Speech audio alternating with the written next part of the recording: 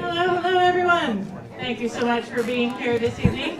My name is Kate Becker. I'm the director of the Office of Film and Music. My colleague Chris Swenson, our film program manager, is here with us tonight, as is Slade, who's been holding it down out front. And thank you all for being here. Excited about this conversation. Thank you to our partners, SIF, for having us, SFI, Seattle Film Institute, for filming, and to all of you for being here. Thank you. Thanks, Kate.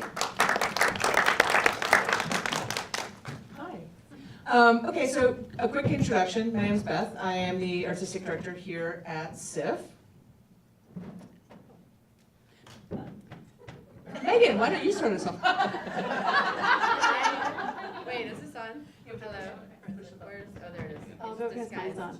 There we go. I specifically sat in this chair so I would be called on first, just so you guys know. My name's Megan Griffiths. I'm a filmmaker in town. Is there anything else I want to say? Yeah, I'm the same, only my name is SJ. I'm not the same. My name is Amy Lillard. I'm the Washington State Film Commissioner and run an organization called Washington Filmworks. As that might have exhibited, we want this to be a pretty free-flowing discussion because there's a lot of really interesting ideas that are going to come up, and I'm hoping a lot of really interesting discussion points are going to happen. So we don't actually have a whole lot of an agenda, but I do get to start. I have notes. Amy's got an agenda. I have no notes. I do want to start, a little bit selfishly. SIF is coming up pretty soon. We do our press launch on the 1st. Our members launch next, in 1 week from today, on May 2nd, and then tickets go on sale to the public on May 3rd. We are May 17th to June 10th, and there are a ton of ways that we would love you to interact with the festival. And we'll talk about a few of those coming up. Whether or not you have a film in the festival, I know many of you do, and many of you may not this year. But that interaction can be sort of evergreen. And so I kind of wanted the three of you to talk a little bit about what value does SIF bring to the community. And I know that's a really I bet it's probably going to be positive. But it's really important, I think, for organizations to take a look at what value do we bring to the community and what we can have the community give back to us, and so that it's a real relationship. But we want the festival to be a relationship that works for both the audience, the filmmakers, and the organization. So I'd love to hear just some general thoughts about what SIF is and what SIF is in the community and to filmmakers. For me, this brings, I almost want to start crying because I have such a long and storied relationship with SIF. When I first decided that I wanted to be a filmmaker, it was in the 90s, and I started coming to SIF religiously, but as a volunteer.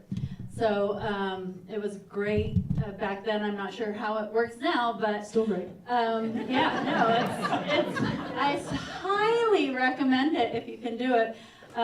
You'd usher for a film, and then you get to see another film, and so then there's two film. It was great, and the education that SIF can give you if you want it. I mean, it just lays out a red carpet of film education for you in so many ways.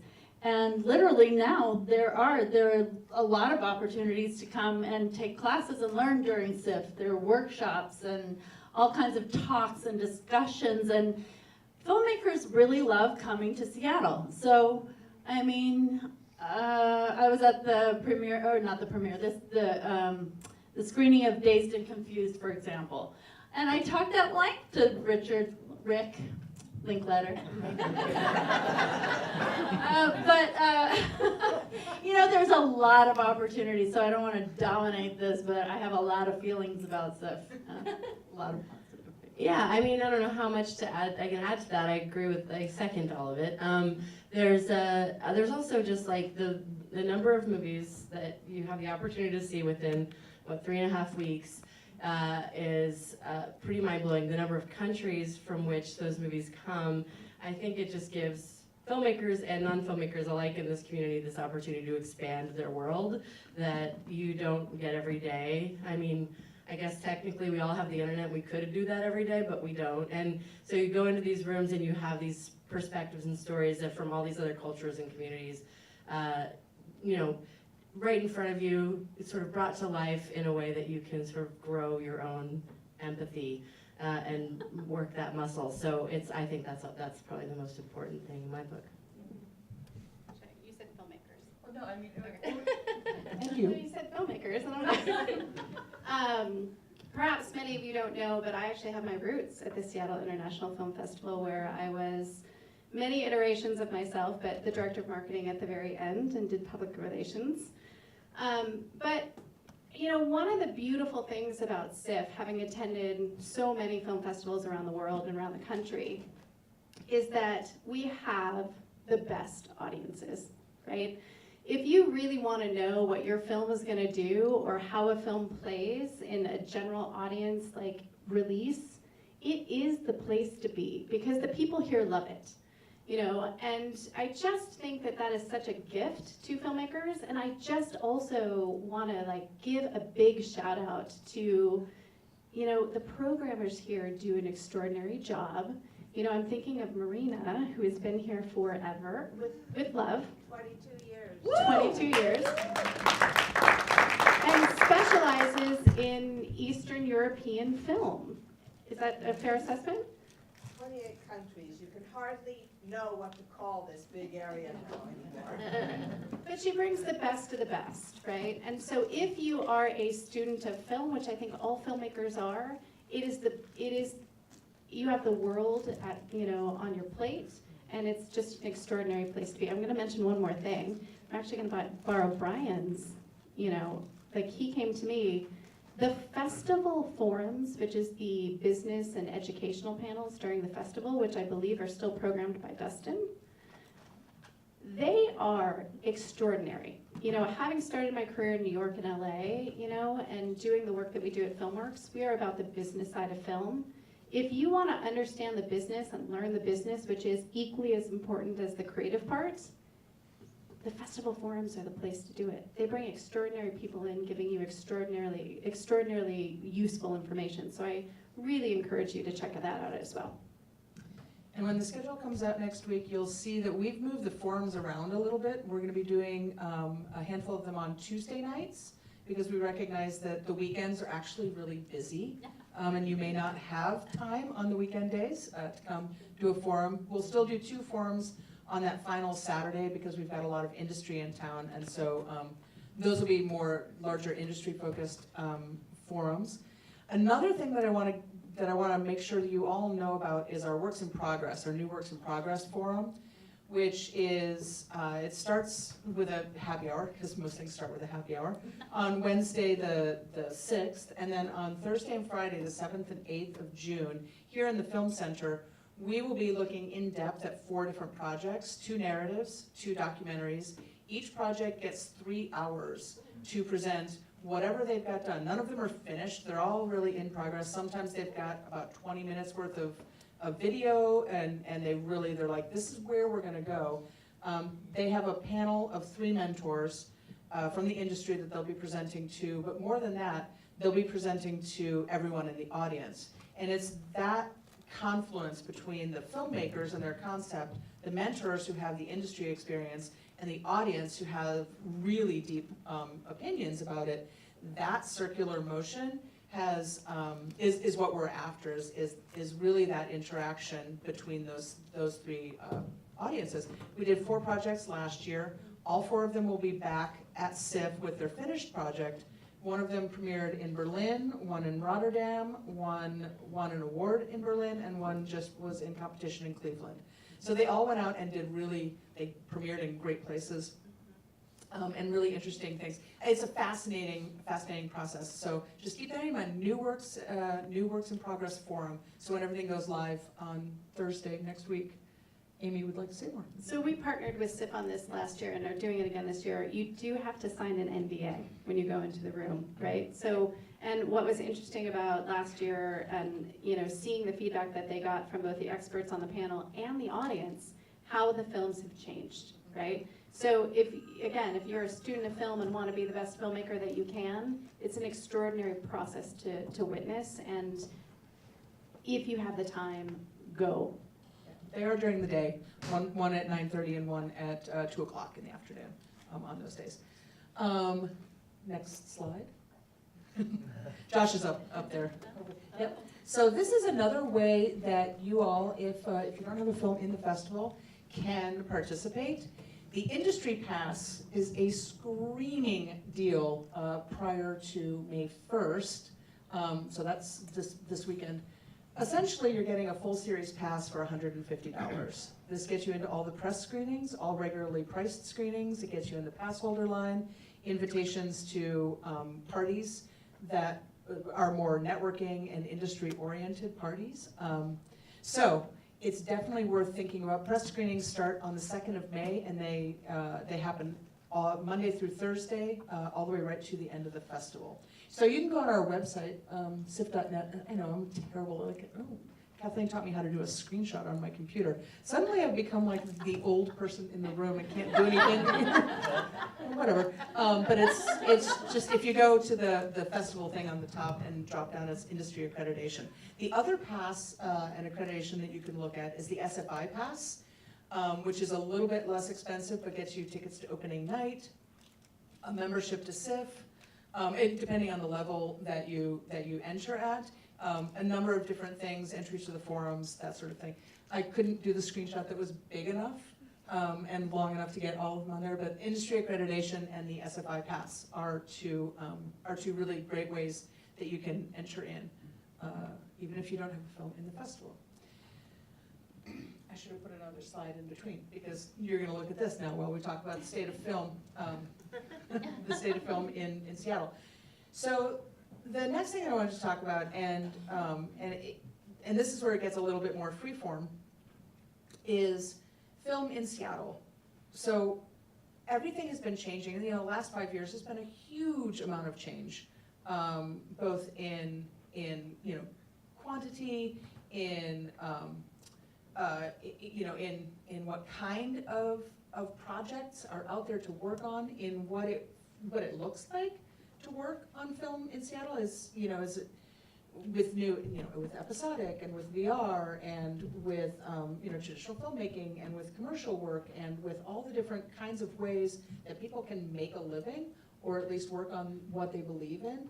I'd love to just kind of talk about how that's changed for you all and the kinds of things that you see going forward and how we can, as a community, band together and make that better going forward. So I've been working in Seattle this is year 18. So I've seen a lot of different versions of this community come and go. Right now is a really interesting time because, as I'm sure Amy will get into, our incentive is solid and secure for a good long while at least. Okay, maybe not. That's alarming. No, so we have it. Such as it is, I guess, right? It's not going anywhere, but it's also still like living at this level that is hard to sustain an industry. We have a very low cap, for those of you who don't know, in terms of how much money we can give away, and So anyway, it means that there's not enough money in our incentive fund to finance all the movies and television shows that may want to shoot here. So it's, at least on this side of the state, recently been fairly dried up in terms of what's happening here. And I lived here and worked here at a time when there was no incentive at all. So I recognize this time, and I know that there is still a way to sort of have a community that is building and growing in a time when there is not sort of plenty, but I also lived here when the incentive was like bringing a lot of work to Seattle, and that was a great time to be, especially working on the crew side of things, which I was at the time. So it was great. A lot of things were happening. I was working on a lot of movies.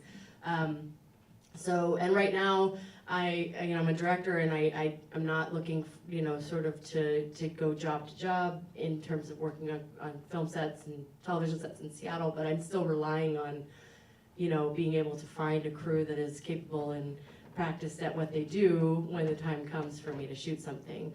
So I'm still very invested in keeping the creative economy working in this town, and being able to, I also want to be able to try to bring all the movies I make here, because I like to be able to shoot where I live, and I don't get to do that as often as I used to. So yeah, I care. That's sort of my state of the union. But what was the question at the end of it? No, and I think that's really valuable information and a really great point of view that you do want to be able to bring films here when you have them. So we do need to make sure that we have that talent pool that knows what to do when you do that. So you're like, great, I can hire this person, this person, this person, and this person. The evil I word, incentive, right? So as Megan said, we were just renewed for 10 years. And, for the 2 years prior to getting renewed, we tried to go down there to Olympia, to those people, and talk about, we want to be competitive in the region. So we want to be competitive with Oregon. All we need is $14 million, right? And that just didn't work. So we were renewed, and I get this question a lot, like, we will go back. Right? We have to figure out what time of when it's politically palatable. But then also, since we've been renewed, we have been very, for those of you who don't know FilmWorks very well, we've been very quiet, right? We've been quiet over the last year because we have, not been talking about saving the program. We've been talking about what does the future of film look like in Washington State. And we have done filmmaker roundtables in Seattle and Spokane. We also convened a group of 22 creative agencies, creative nonprofits, creative professionals from across the state. And we started having our conversation, right? And the conversation was, specific to Seattle, there are some extraordinary movies that have been made. Lane being one of them, Sadie being another one, Prospect being another one, all done without incentive. So let's get in the room and talk about the incentive is an important tool, and we want to hold on to that and we want to grow it, right? But if FilmWorks' job is to keep people like you here in the state, what else can we do? And having been in this position for 11 years, embarrassing, like 11, my son's 11, I was pregnant when I got this job. He's turning 11 on Tuesday, actually. But the conversation is, where do we want to go, right? Because there are a lot of things and assets in our community that don't have to be incentive driven. We're not giving up on the incentive. We will go back, right? But a lot of the things that we have talked about and what we heard about are affordability, especially in the city of Seattle. Kate knows this better than anyone. Healthcare for creative businesses, right? So we are right now thinking about what more can we do? How can we do more good for more people, right? We will have the incentive for 10 years? I don't know, that's what I keep saying. But the incentive is a piece of our pie, right? Where do we want to go and how do we support you doing that? It was revelatory for me, and then I'll be quiet, I'm sorry, but it was revelatory for me to participate in this whole process, and it's still ongoing, right? But what I was reminded of by some of the people in this room that I've met with was our value isn't necessarily, Virginia was there, our value isn't only the incentive. It's our advocacy piece, and we're really good at that thanks to you guys. We're a business trade organization, so we have a whole lot of leverage within that environment. What do you need as a business, as an entrepreneur, to make your business work, right? And where do we want to go? So that's kind of where we're at. And I think over the next 6 months to a year, you're going to see FilmWorks pivot in a meaningful way based on community input. And again, with the overarching goal of the incentive is important. And our intention is to grow that. More good for more people. How do we support the people in this room better? And that's kind of where we're going. And I just need to acknowledge in the room, I work with Julie Damon in the back, and Chris Carnes are our full-time staff members. And while I'm always the person that gets to talk, they're amazing, and we work together as a team to build this new vision. So that's where we're going at FilmWorks. Yeah, the incentive has been a rallying cry, and we've really put it at the top of our agenda so many times. But I am in complete agreement with both of you is that it's not the be-all end-all, and I think that Seattle has something really special. As I traveled around last year and kind of looked around, kind of came up from my Seattle hole and kind of looked around and saw what was around. I realized, I knew this in my heart, but like this is for real. Seattle is a very special place in terms of the artists and the creativity, and has its own weird brand, which I think we should grow, And I would love, obviously, to see this region is not an impoverished region. There's a lot of money in this region, and I would love to see those people with a lot of money get a lot more interested in growing our brand. And I think it's absolutely possible. That's my dream. There we go. I love it. Hallelujah.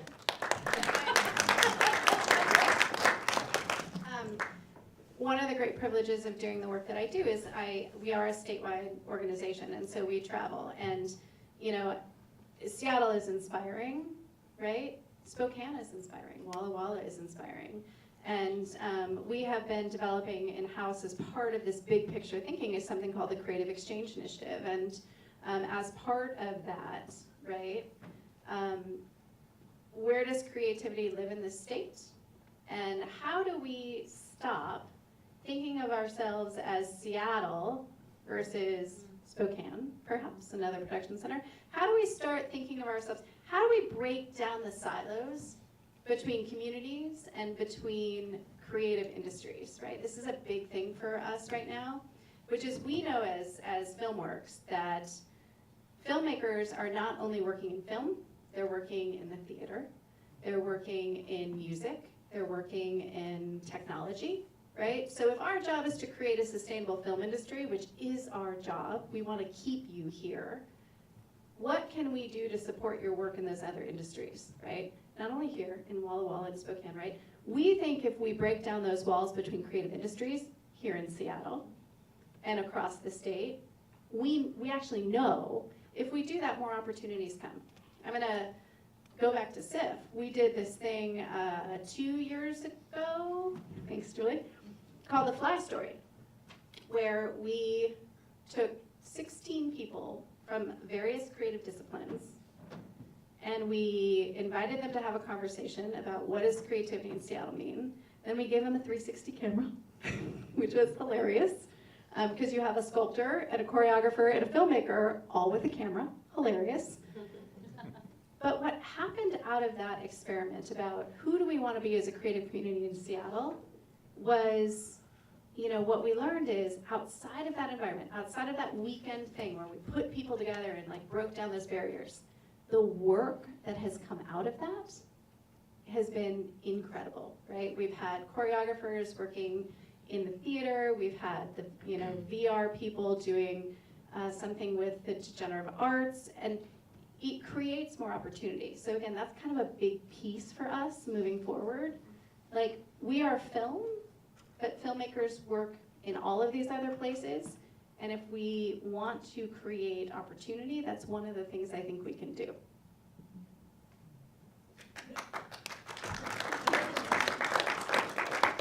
Yeah, and I would agree. And one of the things that we see happening a lot here is webisodes, is working in the episodic realm, is VR. A lot of it is gaming, but a lot of it is storytelling. And where does that movement from gaming being just like first-person shooter to gaming being the creation of a world? Like, you look at something like Ready Player One, that's not a game anymore. That's a story. That's an entire world that somebody has to create, and that creative thing. And that those two especially are coming up, and we see people who have been traditional filmmakers now pivoting to those arenas. And I know, Megan, you've done some episodic work down in LA, and is it different?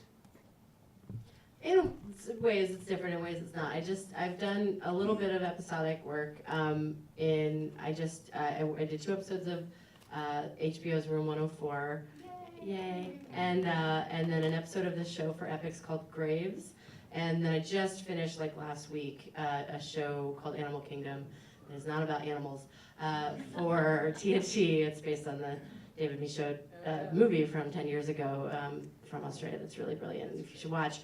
And the show is about this like crime family. So people keep asking me if I did like National Geographic work or something. That's not what it was. But yeah, there's a lot of things that translate really easily. Like once you're on set and you're making something, directing is directing, and you're working with actors and you're working with cinematographers, and you're sort of translating your vision and trying to articulate your vision.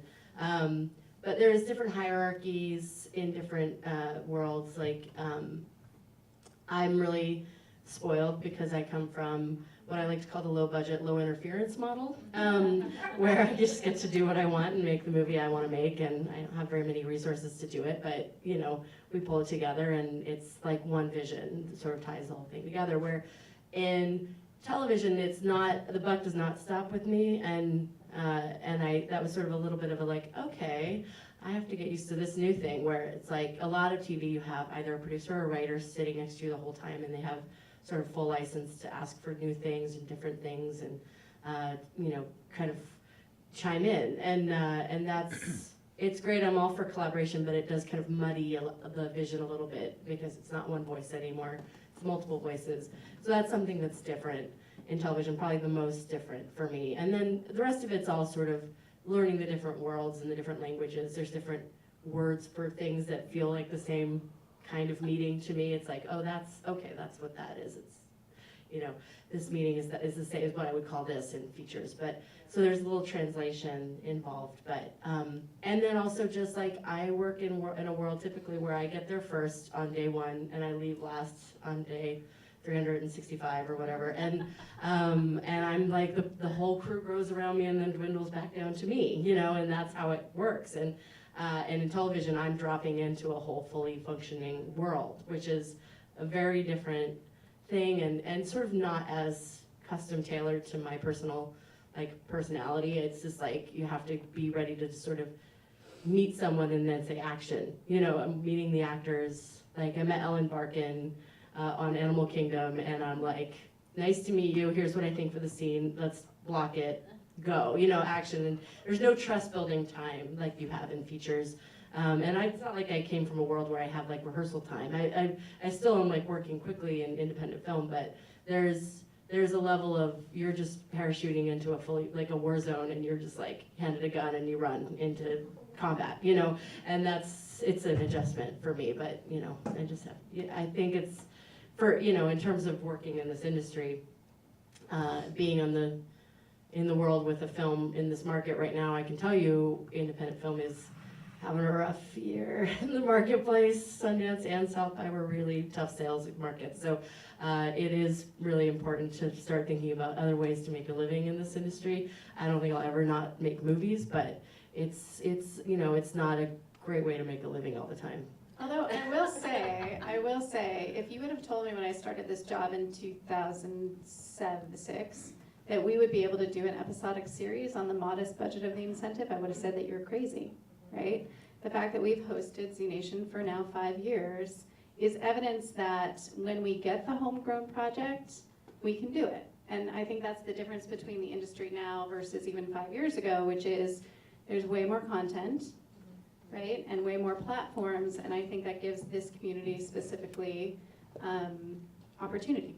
I think the difference about this community versus, I talk about the 2 production centers in the state of Washington, one being Spokane and one being Seattle.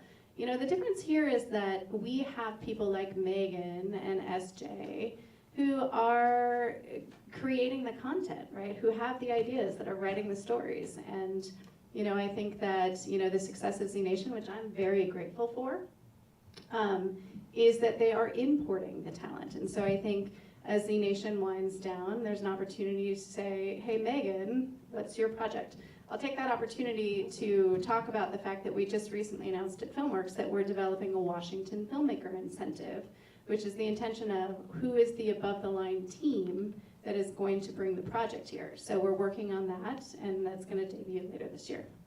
Hooray. Well, and SJ, you just got done self-distributing Lane 1974. Yeah, half. I mean, for theatrical. Yeah. We retained the theatrical rights in our agreement with the Orchard. Say that. So that meant that we had to reach out to theaters, and we were so grateful to play a nice week here at SIFF, and we played a week at Northwest Film Forum and up in Bellingham at the Pickfords. You know, I mean, like, we had some really great runs, and we had several, you know, one-offs of people reaching out to us and stuff like that. That was, it was all a very interesting experience. What we found was that it's really hard to elbow your way in when you're competing with Paramount or, you know, whatever, you know, these other really big companies that have deals with the theaters, and, you know, it ain't that easy. But what has been nice is to have the film, what the Orchard has done for us is put it on every single platform around the world. I mean, people are still writing to us via the website and just, like, you know, giving a really sweet feedback and stuff like that. It's really amazing to suddenly get, you know, a note from Germany, or, you know, it's really amazing. But yeah, it's this whole Lane 1974 has been a huge learning experience. As I guess every project is. Yeah, I guess you don't stop learning. But what did you learn? Oh my God.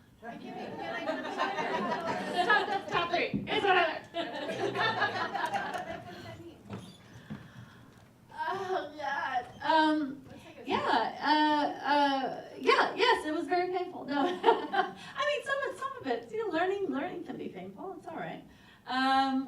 One thing that I learned is that you need, when you think you've finished your film, you've only just begun, and you guys probably know that.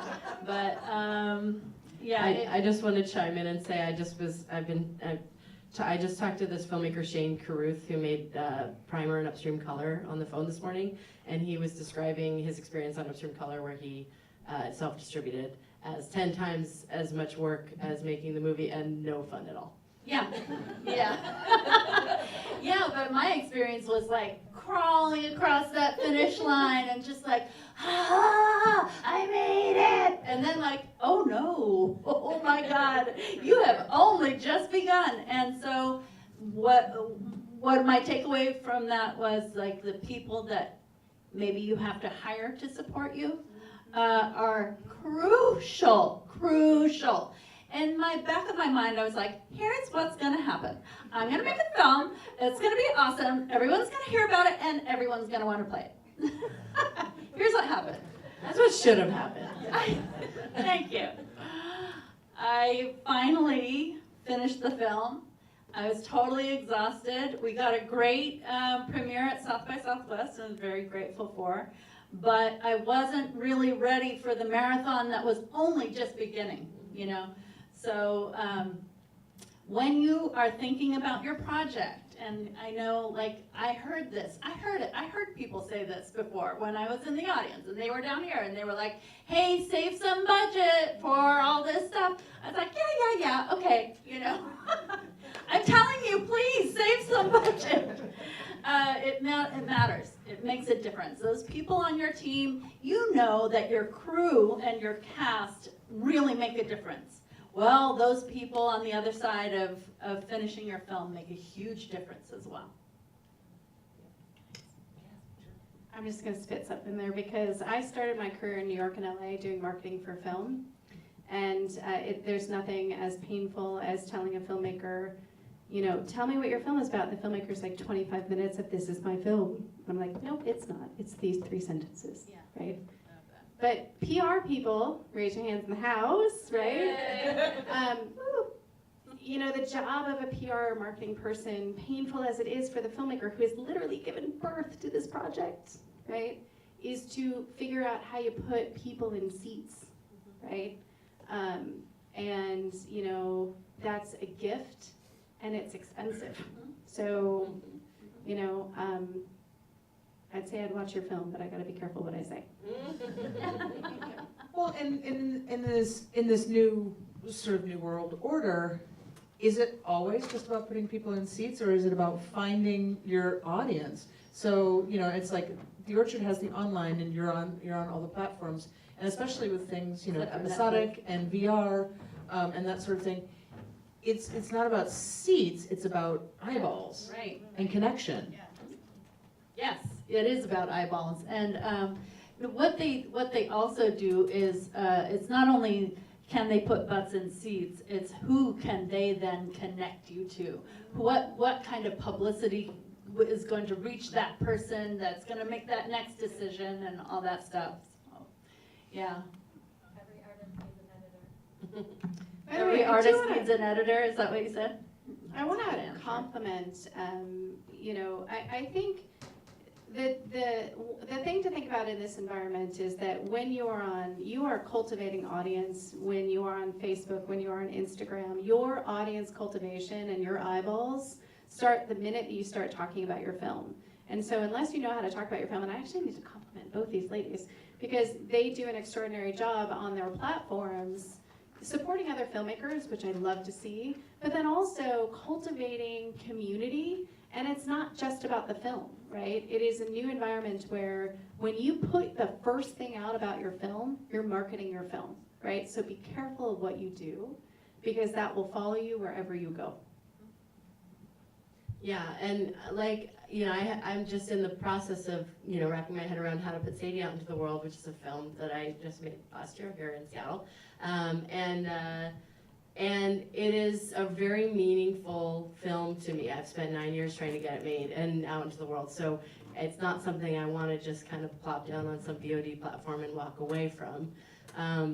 And so it is not just like, it is about getting butts in seats because I want the film to connect with people, but it's also about how can I like make the emotional connection with this audience that I need to make to motivate them to watch in whatever way they're going to watch it, whether it's in the theater or on VOD or whatever. And I think that that's the question I'm sort of asking myself and trying to build, and, you know, talk to me in 6 months and we'll see if I've had any success with it.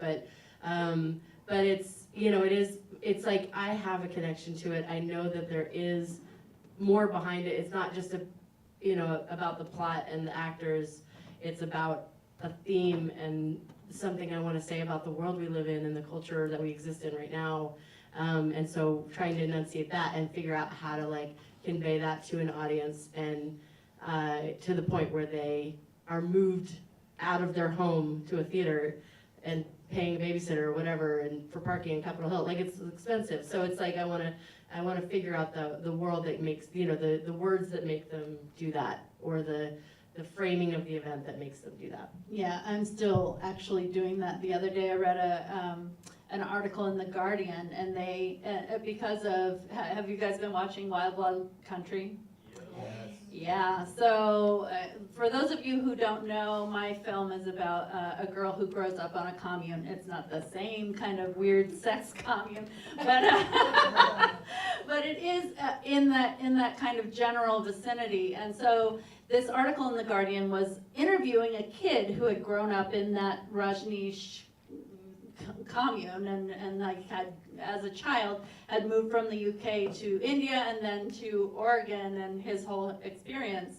And it made me feel like I didn't want to just like put Lane to bed and be like, well, it's been a year, so I guess it's over. I don't really feel that it's over. And you know, it's like those are the people that I made the film for, because usually if you're making an independent film, you have to really need to make the film.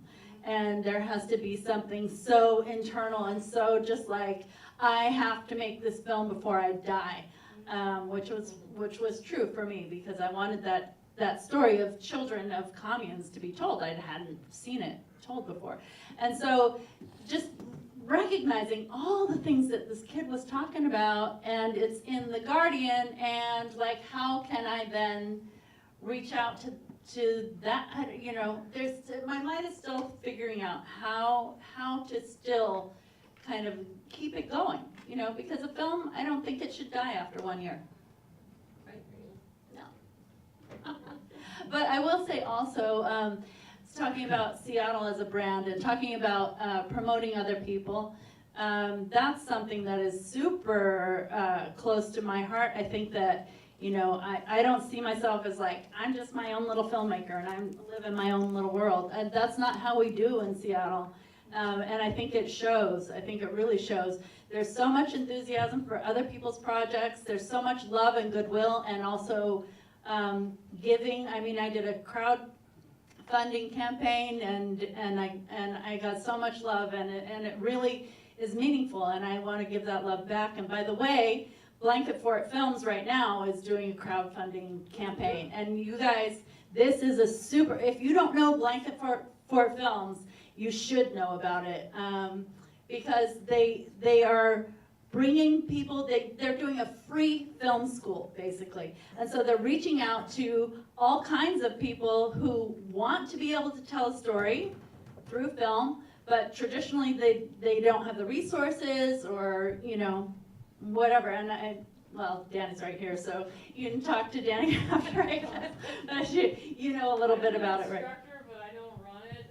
But Yeah. Brody Willis runs it, and they're just one of the most dedicated, responsible people I know. And you should definitely donate to the campaign if you can. Yeah. Amen. So I just wanted to put that out there. Well, and that's one of the things, that there are new organizations popping up that are creative organizations, and, you know, Misha with the Soundstage, which I can't remember off the top of my head. Zoo Break Productions. So there's new places, there's new organizations that are there to support Seattle filmmakers. Yep, absolutely. Do you guys have any questions? Yes. I was just going to make a quick point that it's also true that there's a body of work as a filmmaker, and there are all these other works that you've done that may have blown people's minds, or in different genres, you know. I'm thinking, you know, of both of you, but especially of Megan, you know, I feel like she's got talent in humor and drama, and then also in suspense, really fighting suspense, you know. And so if you've seen any of her films, they sort of are an advertisement for her other films. So that could be also one of your own best assets, is your prior work and your journey as a filmmaker, and how they're sort of different but similar, and can sort of be a genre to themselves, to their own. Yeah. That just came to me, so I thought I would. Yeah, so to sort of Sorry. nuggetize, you know, one of the greatest assets a filmmaker has is their past work, and that journey from point A to point B to point C, and you know, with Megan doing humor and thriller and suspense and all drama and all these different genres, and yeah, the strong story of her as a filmmaker. Having a fabulous movie waiting for you, you know, like I can't wait to see it because I've seen her other work, and yeah, I only know a little bit about it, but I'm already interested. It's good. And I do spread. I love your lead actress, by the way. Oh, she's amazing. We share a lead actress, for those of you who don't know that. Well, and that's one of the things when we're thinking about Seattle as a brand, that's how we have developed that Seattle brand, is through these amazing works that people have done, and building that brand, and Filmworks has been a big part of that. I do want to say, though, I think one of the things that I want to compliment the community on in general, and it's been a big evolution since I've been at Filmworks, you know, this idea of being creative and being a business person, right? Both sides of those brains equally important, right? And I think the community here, since we started together in 2006 to now, has really evolved in that way, right? It's not mutually exclusive to be a business person and a creative person, right? And I think that these ladies are, you know, there's so many people that can, you know, preach this to the community, but like, creativity is not, you know, underserved by the business side. And I think that as we brand Seattle and as we are now on the national scene and recognized as, we haven't even touched on the VR era thing. We are creating things that don't exist, and that's a positive, important thing. Yeah. Well, maybe you're about to do this, but I would love, in selecting the films that I go to at SIF, I would love to be able to connect some titles with some names of people in the room who have films. That is such an amazing segue. Betty, can we have the next slide, please? That was not even planted. These are the Northwest Connections films for 2018. There are 42 of them. Cat's out of the bag. Yeah, exactly. By the way, you feel free to start posting and to start liking Sadie, because we'll be screening it. No, we're really, really thrilled to be screening all of these films. They're in a lot of different sections. There are some traditional documentary features, narrative features, documentary shorts, narrative shorts. We've got Future Wave, which are films made by filmmakers 18 and under. Those are denoted here. We've also got our Fly films. We've rebirthed the Fly films with the assistance of Washington Filmworks. So we have 6 of those ranging throughout the state with creative people throughout the state. It's so exciting about those. And then the 360 VR work, that's a little bit of a moving target as Kim Voynar at WonderTech Laboratories gets everything kind of finalized down, but we will be having a physical location where you can come experience those works. And those are a few of the ones that are Seattle-based or Northwest-based. That's a lot of movies. That's a lot of movies. It really is. It's really an impressive number of movies. It's really Yeah. good to see. Are any of the other creators in the audience for any of these films? Yes? I'm not on there yet, and I can't announce it tomorrow, but I'm on that list. Terrific. You're part of the moving target. The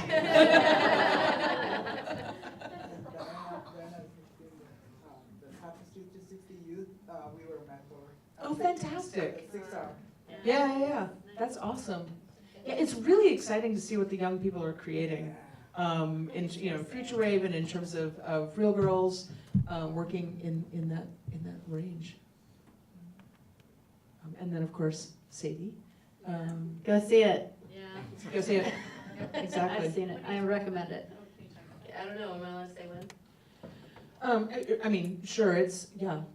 I mean, I don't remember exact you dates. can't buy tickets quite yet. Memorial Day You can't buy tickets. weekend, Sunday Memorial Day weekend, and then June 6th. Yeah.